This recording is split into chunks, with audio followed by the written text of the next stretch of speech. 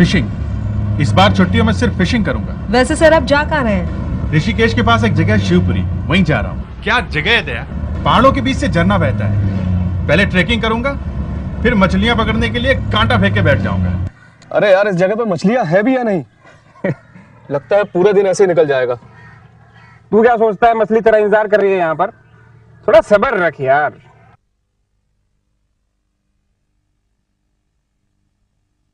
ओए अरुण, क्या हुआ? लगता है मछली फंस गई। Very good. अभी देख, आराम से खींचना धीरे धीरे। अरे यार, ये तो निकल ही नहीं रहा है। तू रुक। लगता है बहुत बड़ी मछली फंसी है। तू मुझे दे। सचमुच कुछ बहुत बड़ा हाथ लगा यार।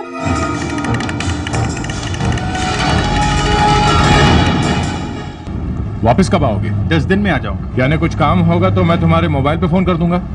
हाँ जरूर करना। वैसे एक बात बता दूं, जहां मैं जा रहा हूं वहां मोबाइल फोन काम नहीं करता है। तुम चाहे कितनी कोशिश कर लो, मेरी छुट्टी बर्बाद नहीं कर पाओगे दया। अच्छा।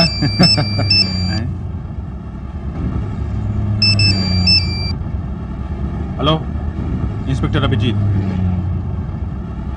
क्या? कहां पे? ठीक है, हम लोग पहुंचते हैं। लो, हो गई छुट्टी। गाड़ी पंचशील लेक ले लो, वहां एक लाश मिली है।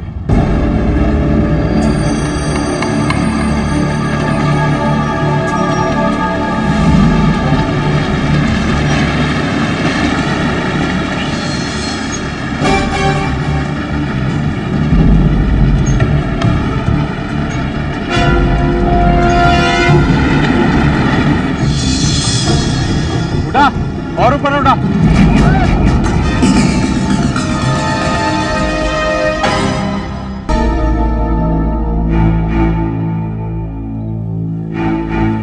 क्या लगता है डॉक्टर साहब? अभिजीत, किसी ने सर पे जोर से मार कर खून किया है। फोन करने का टाइम क्या होगा?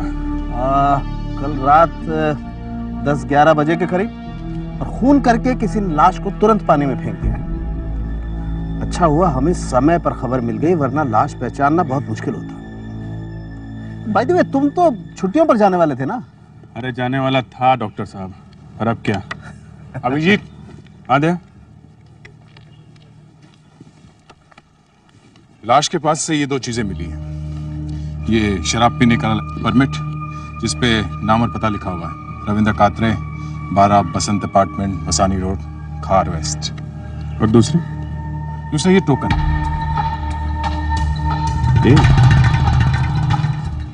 ये टोकन किस चीज का हो सकता है?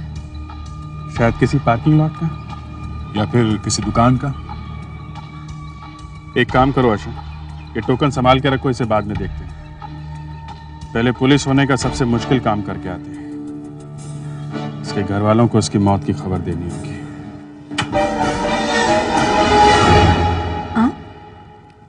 आप लोग? मिसेस कात्रे?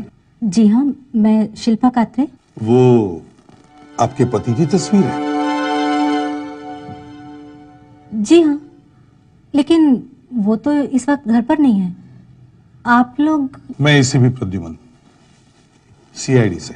सीआईडी? जी। पर क्यों? क्या बात है? आपको हमारे साथ चलना होगा। मुझे? पर मैंने क्या किया है? आई एम सॉरी, लेकिन हमें एक लाश मिली है और हमें लगता है कि वो आपके पति की ही है। शिल्पा,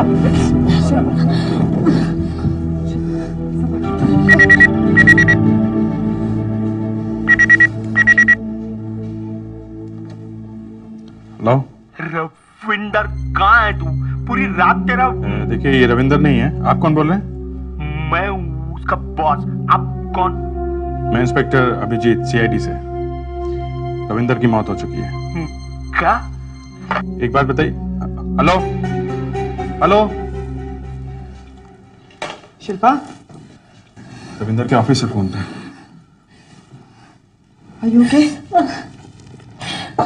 शिल्पा, देखिए देखिए,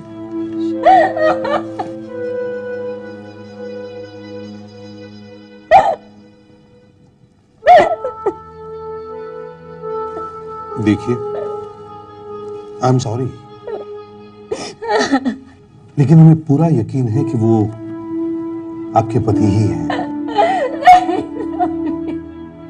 आपको हमारे साथ उनको पहचानने के लिए चलना होगा।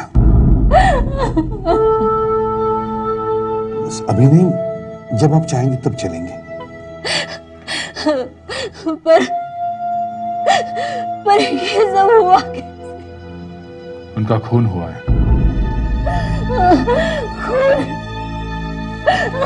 जी हाँ,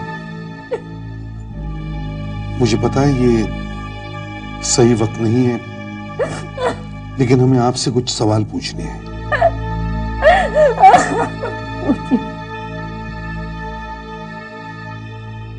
आप अपने पति से आखिरी बार कब मिली थी? कल रात को ही तो। ना, उनकी नाइट शिफ्ट थी ऑफिस में। उन्होंने खुद मुझसे कहा था कि मैं सुबह होते ही आ जाऊंगा, ऐसा कहा था। कहाँ काम करते थे वो? वो टर्मैक इन्वेस्टमेंट में सिक्योरिटी ऑफिसर है।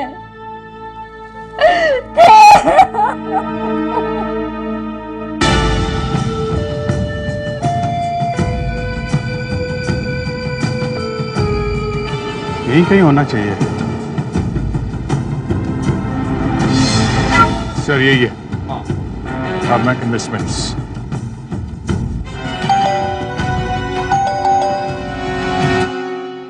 कौन है आप? क्या काम है? हम लोग सीआईडी से हैं। कंपनी के मालिक से मिलना है। कौन है रोहन? सीआईडी के लोग आए हैं। सीआईडी?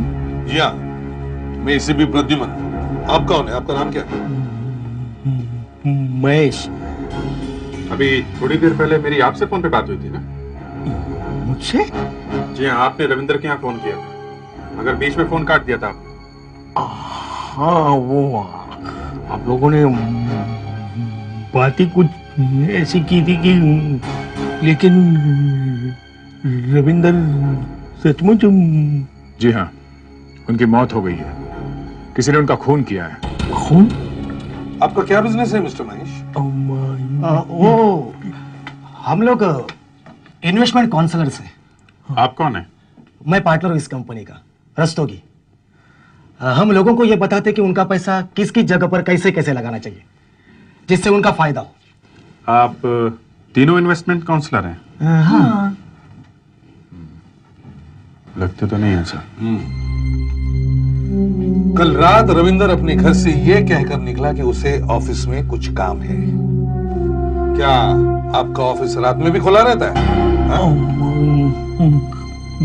कभी कभी होता है सर। एक्चुअली कल काम का लोड ज्यादा था, इसलिए कल रात को था। एक्चुअली लोगों के पैसों का मामला है ना सर, इसलिए एक सिक्योरिटी गार्ड हम रखते हैं, और रविंदर हमारा सिक्योरिटी गार्ड था सर। पर क्या? हम लोग सारी रात उसका इंतजार करते रहे सर, पर वो आया ही नहीं, इसलिए मैंने सुबह फोन किया उसके घर पे। इसका मतलब है कल रात आप में से कोई भी रविंदर से नहीं मिला? नहीं। और आप हमें ये भी नहीं बता सकते कि रविंदर का खून किसने किया? क्यों? इसके बारे में हमें कैसा पता होगा? आपने अपने ऑफिस में टेलीफोन के लाइंस काफी ले रखे हैं, मगर फोन सिर्फ एक ही लगा रखा है, ऐसा क्यों? हमने अभी भी ऑफिस यहाँ पे शिफ्ट किया है। अभी ऑफिस का बहुत सारा सामान आना बाकी है और सारे फोन कनेक्शन भी मिले हैं ना अभी तक। ठीक है मिस्टर महेश, इस मामले में आप अगर हमारी कुछ मदद करना चाहें तो मुझे इस नंबर पर फोन कीजिए, ये मेरा कार्ड है। ओके।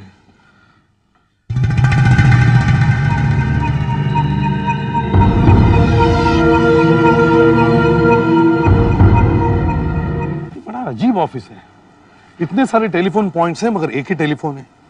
प्लग पॉइंट्स इतने मगर उस पर कुछ लगा ही नहीं हुआ है। Something strange. सर, पास वाले ऑफिस के वॉचमैन ने बताया कि टारमेट इन्वेस्टमेंट का ऑफिस शुरू हुए करीब 2 महीने हुए हैं। और सर अभी 10 मिनट पहले यहाँ एक टेम्पो आया था, वॉचमैन को पता नहीं चला कि टेम्पो में से जल्दी जल्दी सामान निकाला जा रहा है या टेम्पो में भरा जा रहा है। अरे ऑफिस खाली पड़ा है, सामान कहीं बाहर ही भेजा गया है। महेश रविंदर के घर फोन करता है और जैसे उसे पता चलता है कि रविंदर मर चुका है, वो एक टेम्पो मंगवाता है और उसमें ऑफिस का सारा सामान भर के उसे बाहर भेज देता है। क्यों? ऑफिस खाली करने की क्या जरूरत थी उसे? सर यहाँ कोई बड़ी गड़बड़ है। मुझे भी लगता है दया, इस रविंदर कातरे के खून के बारे में हमें यहीं से पता चलेगा, यहीं से।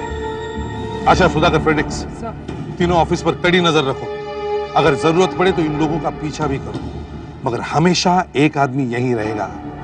मुझे ऑफिस में हर आने जाने वाले आदमी की फोटोग्राफ चाहिए।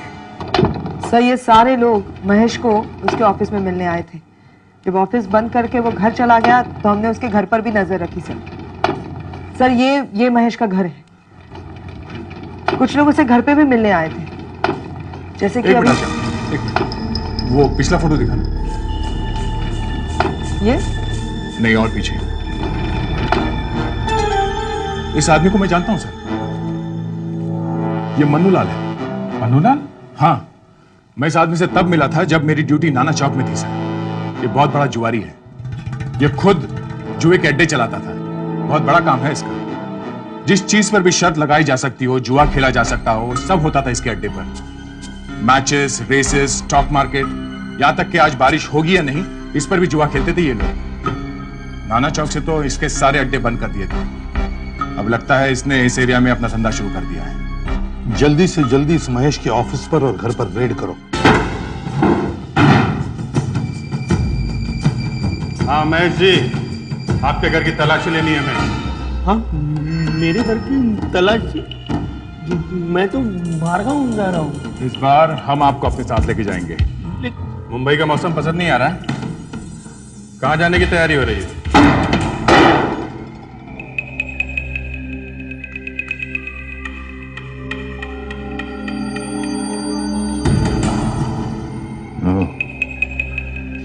Computer set, telephones.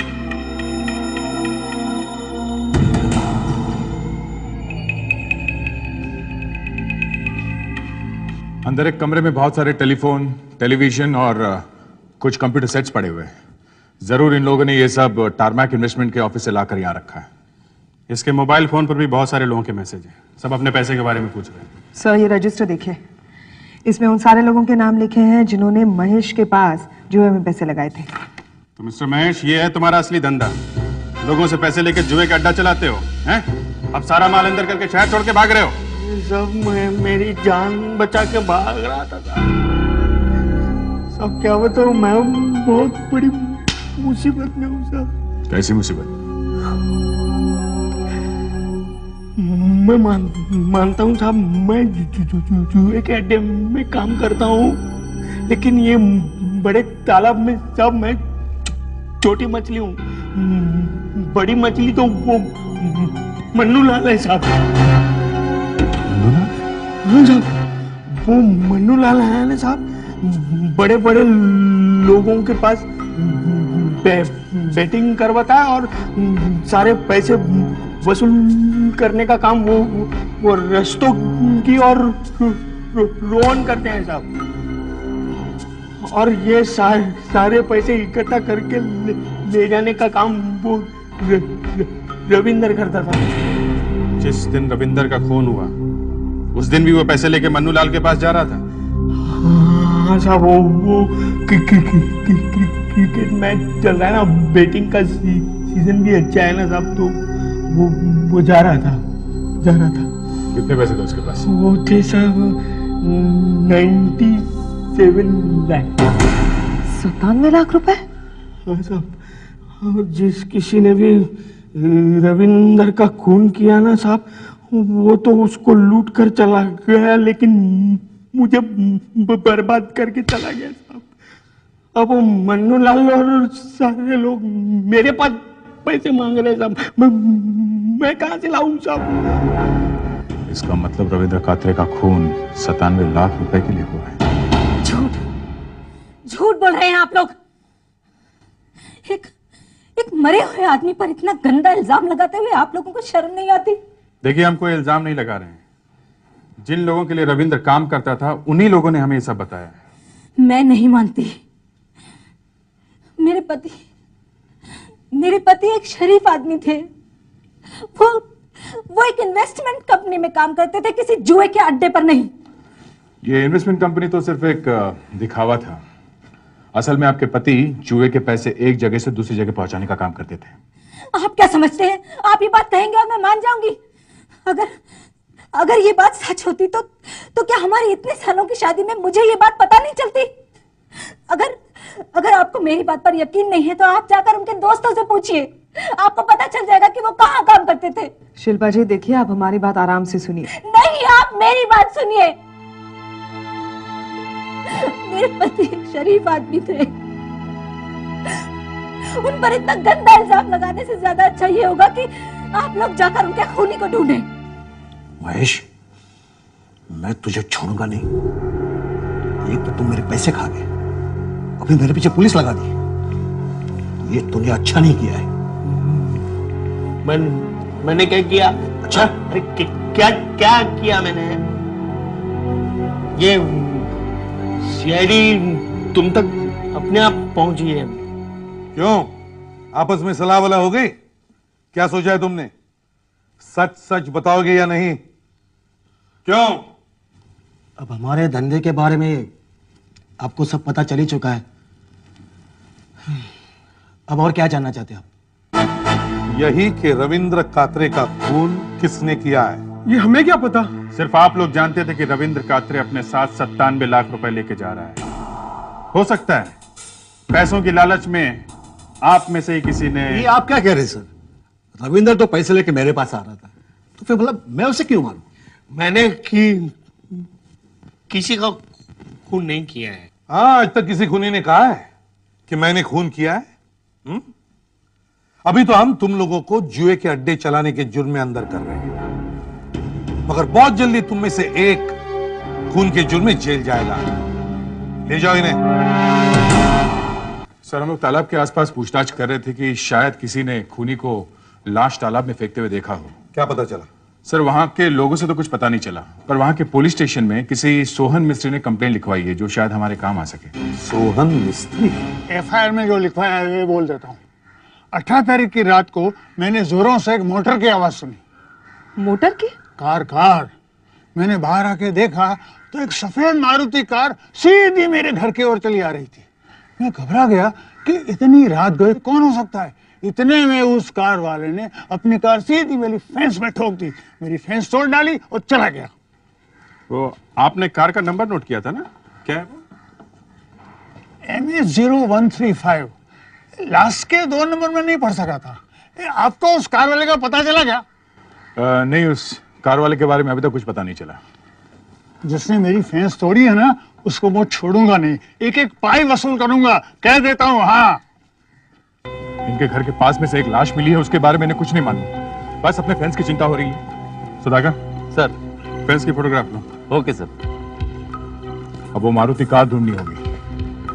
MH0135। बाकी के 2 नंबर पता नहीं है, लेकिन वो 2 नंबर 00 से 99 के बीच का ही होंगे ना। सारे नंबर चेक करके देखते हैं उनमें से कितनी सफेद मारुति कार है। बस ये केस तो बहुत जल्दी सॉल्व हो गया। अभी आप छुट्टी पे जा सकते हो। इस बार तो मैं निकल जाऊंगा। दया, गाड़ी मिल गई? Yes sir. सर, MH013500 से 99 तक सिर्फ 5 सफेद मारुति गाड़ियां, उनमें से ये एक है सर। ये गाड़ी रस्तोगी की है। अच्छा, तो यही गाड़ी है सर। ये गाड़ी हम रस्तोगी के घर से लेकर आ रहे हैं। ये तो मेरी गाड़ी है। आप लोग मेरी गाड़ी के साथ क्या कर रहे हैं? रस्तोगी, बहुत जल्दी पकड़े गए तुम। क्या मतलब? मतलब ये कि पैसों के लिए तुमने रविंदर का खून किया और फिर उसकी लाश पानी में फेंक दी। ये आप क्या कह रहे हैं? हाँ, और जब तुम लाश फेंक कर वापस आ रहे थे तो तुम्हारी गाड़ी एक फेंस से टकरा गई। किसी ने तुम्हारी गाड़ी का नंबर लिया और तुम पकड़े गए। मेरी गाड़ी पूरी रात गैराज में खड़ी थी, मेरे बिल्डिंग में, और मैं घर से बाहर गया ही नहीं। देखो, झूठ बोलने से अब कोई फायदा नहीं है। सीधे सीधे ये बताओ कि वो 97 लाख रुपए कहाँ है जो तुमने रविंदर को मारकर उसके पास से चुराए थे। मैंने कोई पैसे नहीं चुराए, मैंने किसी का खून नहीं किया। अरे कोई मुझे फंसाने की कोशिश कर रहा है। पर कोई तुम्हें ही फंसाना क्यों चाहता है? होगी कोई दुश्मनी, लेकिन मैं सच कह रहा हूँ, मैंने किसी का खून नहीं किया। नहीं, ये गाने का बंद करो, समझे? बाद में सबकी पोल खुलकर सामने आती है। अरे अभिजीत, अनुर साहब, फ्रेडिक्स, लीजिए इसे। अरे साहब, मैं सच कह रहा हूँ साहब। बॉस, मुझे लगता है इस बार हमसे कोई गलती हो गई। क्या मतलब? मतलब ये कि ये आदमी सही कह रहा है, कोई इसे वाकई फंसाने की कोशिश कर रहा है। दरअसल खूनी कोई और है। डॉक्टर साहब, मुझे लगता है कि आप जानबूझकर इस केस को उलझाने की कोशिश कर रहे हैं। नहीं, मुझे लगता है तुम जानबूझकर के इस केस को जल्दी से जल्दी निपटाना चाहते हो ताकि अपनी छुट्टियों पर जा सको। क्या बात कर रहे हैं? सालुंखे, अभिजीत, दोनों शांत हो जाओ। यार सालुंखे, तुम ये कैसे कह सकते हो कि ये वो गाड़ी नहीं है? बताता हूँ। इसके लिए मुझे एक हथौड़ी चाहिए।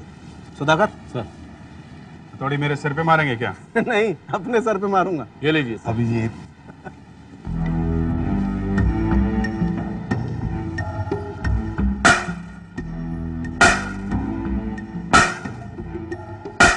अरे यार, तुम साबित क्या करना चाहते हो सालुंखे? ये देखिए, जब मैंने इस हथौड़ी को इस फेंस पे मारा तो इस फेंस का पीला कलर इस हथौड़ी पर लग गया और इस फेंस पर भी निशान पड़ गया। हाँ तो? अभिजीत, तुम अच्छी तरह से जानते हो, जब दो चीजें फोर्स के साथ एक दूसरे से टकराती हैं तो दोनों पर असर होता है। अब ये गाड़ी अगर सोहन के गेट से जाकर के टकराई, गेट पर डेंट पड़ा, तो इस गाड़ी पर भी तो कुछ होना चाहिए, पर ऐसा कुछ है?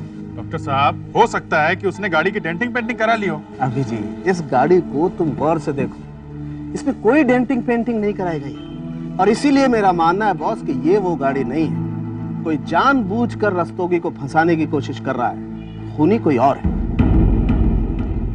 आई एम सॉरी डॉक्टर साहब, रिलैक्स, छुट्टी कैंसिल। मन्नूलाल, महेश, रस्तोगी, रोहन, इन्हीं में से कोई एक होगा ना जिसने रविंद्र का खून किया है, क्योंकि यही लोग रविंद्र की असलियत जानते थे।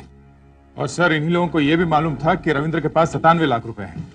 सर, सबसे पहले हमें उस व्हाइट मारुति वाले को ढूंढना होगा। मैंने आशा को सारे गैराजेस और इंश्योरेंस कंपनी से पता करने के लिए कहा है। हो सकता है कि जिस आदमी की यह गाड़ी थी वो किसी गैराज में गया होगा अपनी गाड़ी ठीक ठाक कराने के लिए, या किसी इंश्योरेंस कंपनी में हर्जाना मांगने के लिए। सर, आशा, इंडियन इंश्योरेंस कंपनी में सफेद रंग की मारुति गाड़ी क्लेम के लिए आई थी। एक्सीडेंट केस है, किसी गोपाल राव के नाम पर। गोपाल राव? मुझे खुद पता नहीं, मैं एक हफ्ते से बाहर गया हुआ था और गाड़ी यहाँ कंपाउंड में खड़ी थी। जब लौट कर आया तो गाड़ी में इतना बड़ा डेंट।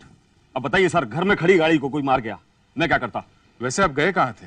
मैं लोनावाला गया था, और आप कहें तो मैं होटल के बिल भी आपको दिखा सकता हूँ। पहले हम आपकी गाड़ी देखना चाहेंगे।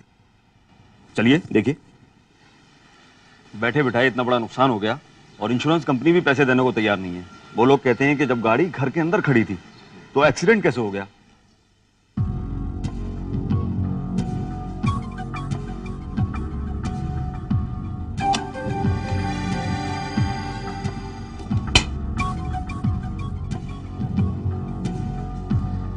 बस डेंट तो एकदम साफ दिखाई दे रहा है, पेंट भी उतरा हुआ है। मुझे तो लगता है यही गाड़ी है। हाँ सर, नंबर प्लेट के स्क्रू बहुत लूज है सर, लगता है नंबर प्लेट बदली गई है। इससे तो लगता है कि किसी ने गाड़ी चुराई और फिर रस्तोगी की नंबर प्लेट इस पर लगा दी और अपना काम खत्म करने के बाद गाड़ी यहाँ वापस लाकर खड़ी कर दी। मैंने आपसे पहले ही कहा था कि मुझे फंसाया गया है। कौन फंसाना चाहता है आपको? महेश, रोहन, मन्नूलाल? हाँ? इन तीनों के अलावा और भी तो कोई हो सकता है। और कौन? आप लोगों के अलावा और कौन जानता था कि रविंद्र अपने साथ इतने सारे पैसे लेके जा रहा है? रविंद्र की पत्नी जानती थी इस बारे में? नहीं, कुछ मालूम नहीं। वो अपने बीवी के साथ ज्यादा बातें नहीं करता था। हाँ, मगर क्या? उसका किसी रोजी नाम के लड़की के साथ चक्कर चल रहा था। ये आपको कैसे पता?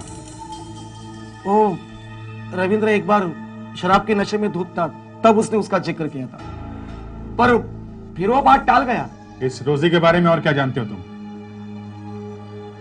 वो शायद किसी जुए के अड्डे में काम करती है। जुए का अड्डा? हाँ सर, रविंद्र की लाश से ये टोकन मिला था, कहीं ये टोकन किसी जुए के अड्डे का तो नहीं? दया सर, अपने इन्फॉर्मर्स से इस टोकन के बारे में पता करो। हम लोग रविंद्र की पत्नी को जाकर मिलते हैं, देखते हैं वो रोजी को जानती है या नहीं। नहीं, मैंने ये नाम पहले कभी नहीं सुना। और और आखिर आप लोग कर क्या रहे हैं? आप मेरे मरे हुए पति को बदनाम करने के पीछे क्यों पड़े हुए हैं? पहले आप लोगों ने कहा था कि वो किसी जुए के अड्डे में काम करते हैं, और अब आप कह रहे हैं कि इस औरत के साथ उनका कोई रिश्ता था। आखिर आप लोग साबित क्या करना चाहते हैं? हम सिर्फ आपके पति के खूनी तक पहुंचना चाहते हैं। हाँ, तो फिर पहुंचिए ना उनके खूनी तक। लेकिन मेरे पति के बारे में ऐसी बातें मत कीजिए प्लीज। वो मुझे कभी धोखा नहीं दे सकते थे। देखिए शिल्पा जी, हम खुद ये सब कह नहीं रहे, ये सब हमें रस्तोगी ने बताया है। एसीपी साहब, किसी मरे हुए आदमी पर कीचड़ उछालना बहुत आसान होता है, क्योंकि मरे हुए लोग वापस जवाब नहीं दे सकते। चलो। हेलो सर, मैं दया बोल रहा हूँ। हाँ दया। सर, शोकन का पता चल गया, जुआ खेलने के काम आता है। अच्छा। हाँ सर, साइन के अंबर क्लब का है सर। ठीक है, तुम वहां पहुंचो, हम वहीं पहुंचते हैं।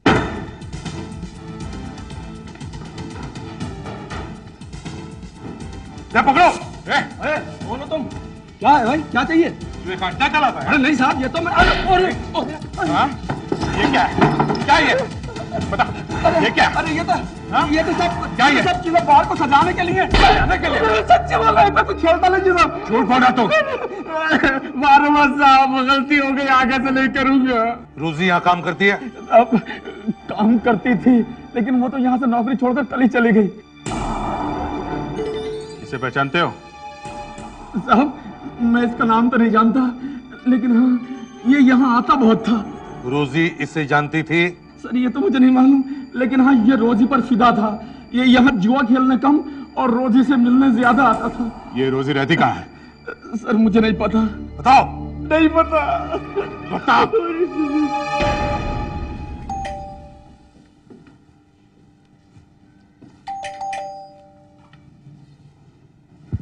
आप रोजी हैं? जी। Inspector Abhijeet, CID. पर आप लोग आइए।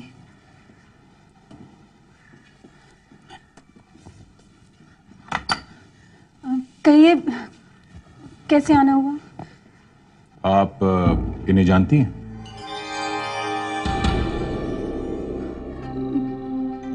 कहीं देखा तो लग रहा है, पर कौन है ये? ये रविंदर है, अंबर बार में बहुत आता जाता था। इसका खून हो गया है। कौन? Oh my God. हमें तो पता चला है कि इनकी आपसे अच्छी दोस्ती थी। मुझसे दोस्ती? देखिए, ये उस क्लब में आता जाता था जहां मैं नौकरी करती थी। 2-4 बार बात भी हुई थी, पर दोस्ती वोस्ती जैसा चक्कर नहीं था इसके साथ। आपने अचानक नौकरी क्यों छोड़ दी? रविंदर जैसे लोगों की वजह से।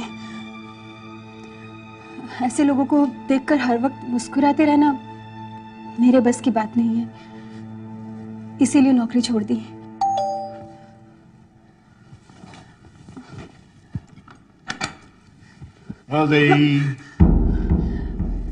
सीआईडी के लोग हैं ये। अरविंद, मेरा मंगेतर। हम दोनों की बहुत जल्दी शादी होने वाली है। देखिए, मैं एक अच्छे घर से हूँ, बस पैसे की तंगी के कारण थोड़ा टाइम क्लब में नौकरी करनी पड़ी। तो फिर रविंद्र कात्रे का खून किसने किया होगा? रोजी ने? हो सकता है सर, रोजी और रविंद्र की सच में दोस्ती हो। रविंद्र ने उस 97 लाख रुपयों के बारे में रोजी को बताया होगा। पैसों के लालच में आकर रोजी ने ही रविंद्र का खून कर दिया। सर, ये भी तो हो सकता है कि रविंद्र की पत्नी शिल्पा ने ये खून किया हो। शायद वो ये जान गई हो कि रविंद्र का रोजी के साथ चक्कर चल रहा था।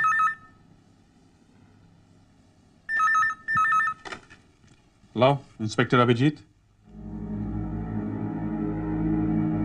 ओह, सर लगता है ये खून शिल्पा ने नहीं किया।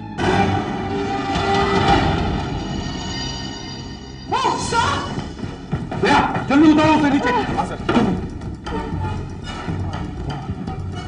जल्दी। सुसाइड नोट लगता है। मैं रविंदर के बिना नहीं रह सकती, इसलिए मैं आत्महत्या कर रही हूँ। हटिए प्लीज, हटिए हटिए हटिए हटिए, चलो पीछे आइए, चलो।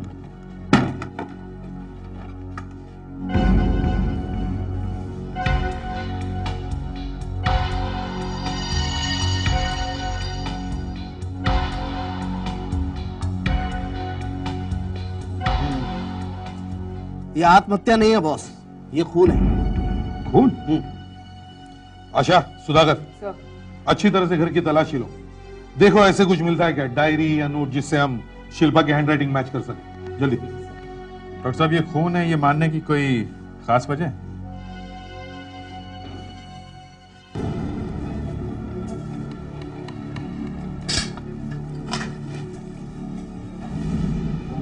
अभिजीत यहाँ एक क्या कर रहे हो? एक मिनट, मैं आपको बताता हूँ ये खून कैसे है।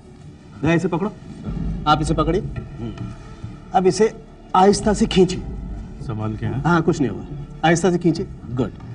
अब देखिए, अगर हम इसे जोर से खींचते तो अभिजीत की गर्दन पे चारों तरफ इस दुपट्टे के निशान पड़ जाते, और अगर इस लड़की ने आत्महत्या की होती और ऐसे लटकी होती तो शरीर का सारा वजन यहां आता, और इसलिए इसके सिर्फ यहां दुपट्टे के निशान होते, यहां नहीं। और ये नॉट थोड़ी सी ढीली हो जाती लटकने की वजह से, राइट? अब आप इस लड़की को देखिए, इसकी ये नॉट एकदम टाइट है, हाँ? और इसकी गर्दन पर ये देखिए चारों तरफ दुपट्टे के निशान, राइट? इसीलिए बॉस, ये आत्महत्या नहीं है, ये खून है।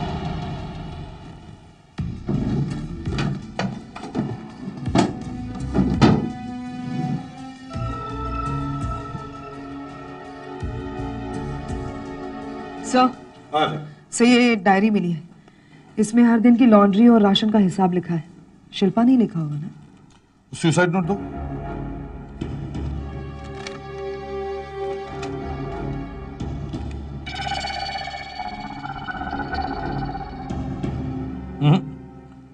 ये दोनों राइटिंग एक दूसरे से बिल्कुल नहीं मिलती। इसका मतलब है ये नोट शिल्पा ने नहीं लिखा था, ये काम उस खूनी का ही है। लेकिन सर, खूनी हो कौन सकता है? जिन पर भी हमें शक है वह सब पकड़े जा चुके हैं। सब नहीं आशा, कोई एक तो है जो खुला घूम रहा है। रोजी, रोजी को ब्यूरो में लेकर आओ।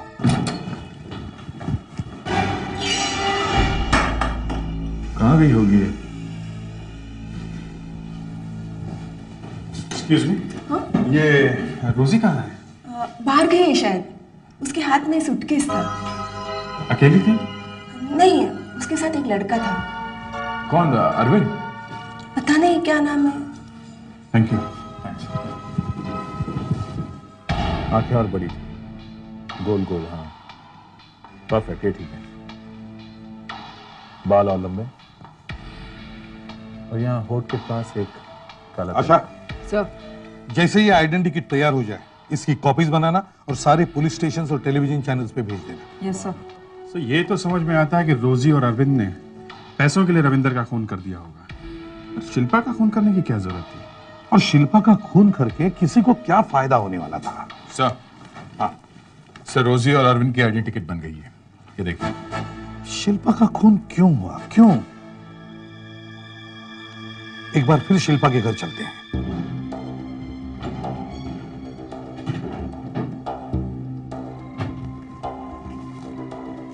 सर, आ गया।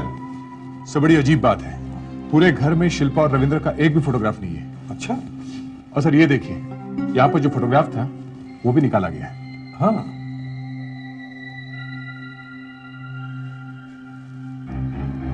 क्यों? पूरे घर में इन दोनों की एक भी तस्वीर नहीं है, ऐसा क्यों? सर, आशा, आइए। सर, ये आरती है, साथ वाले घर में रहती है। आप शिल्पा और रविंदर को कब से जानती हैं? यही कोई 5 साल से। इन्हें पहचानती हैं आप? नहीं, मैं नहीं जानती इन्हें। कौन है ये? कौन है? ये रविंदर है ना? मजाक कर रहे हैं आप? ये रविंदर नहीं है? मतलब मेरा शक सही निकला, मेरा शक सही निकला। अब इसे देखिए। लगता है गलती से आपने पहले दूसरा फोटो दिखा दिया। यही है रविंदर। अच्छा, यही रविंदर है? हाँ। अभिजीत सर, सारे शहर में नाकाबंदी कर दो, रेलवे स्टेशन, बस स्टेशन, सब जगह। देखो ये रोजी और अरविंद उर्फ रविंदर कहीं भी भागने न पाए।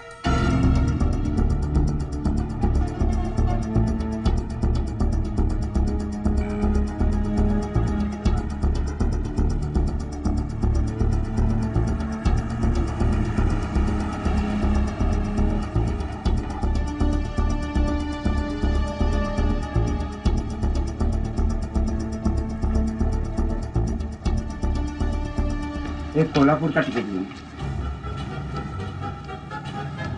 अरे बस पूना की अगली गाड़ी के लिए 2 टिकटें देना।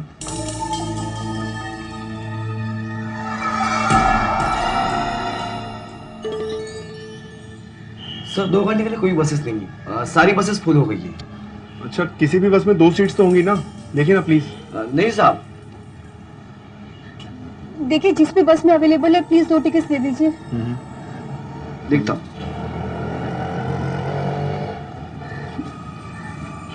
रविंदर मुझे बहुत प्यास लग रही है, कहीं चल के जूस पिए। यहाँ कोई कैंटीन भी नजर नहीं आ रही। Sir 2 tickets. सर कैंटीन वहाँ पे है, वहाँ पे आपको जूस मिल जाएगा। ठीक है।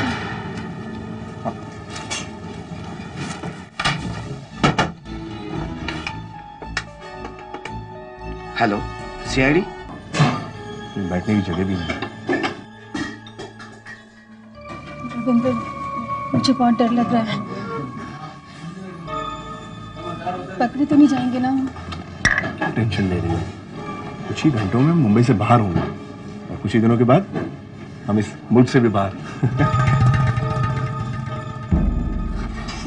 रविंदर पता नहीं मुझे ऐसा क्यों लग रहा है कि हर कोई हमें देख रहा है। अरे कोई भी नहीं देख रहा हमें, लेकिन अगर तुम इसी तरह घबराती रही ना तो किसी ना किसी को हम पर शक जरूर हो जाएगा। हम इतने सारे पैसों को क्या करेंगे? इस जिंदगी में तो खर्च नहीं कर पाओगे। पकड़ लो इन्हें। चलिए। क्या? चलो। बहुत सारे पैसों की लालच में आकर मैंने ये प्लान बनाया और इस प्लान की कामयाबी के लिए मेरा मरना बहुत जरूरी था और इसीलिए हम लोगों को एक बलि के बकरे की जरूरत थी। मंगेश नाम का एक एक्टर मेरे बार में आया करता था। एक्टिंग का उसे झांसा देकर हमने शिल्पा के साथ उसकी कुछ फोटोग्राफ्स खींच ली। और शिल्पा फोटो खिंचवाने के लिए मान गई? शिल्पा को प्लान के बारे में पहले से ही सब कुछ पता था। उसका काम था पुलिस के सामने ये साबित करना कि मरने वाला मंगेश नहीं, उसका पति रविंद्र ही है। मगर उसे रोजी के बारे में पता चल गया और यह भी पता चल गया कि तुम दोनों उसे धोखा देने वाले हो, इसलिए तुमने उसका खून कर दिया। अब अच्छी लंबी सजा काटोगे तुम दोनों। ले जाओ इन्हें। चलो।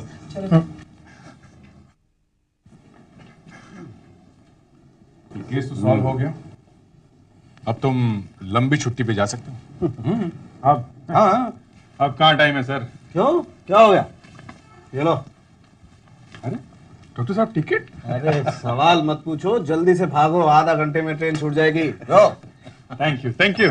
हाँ।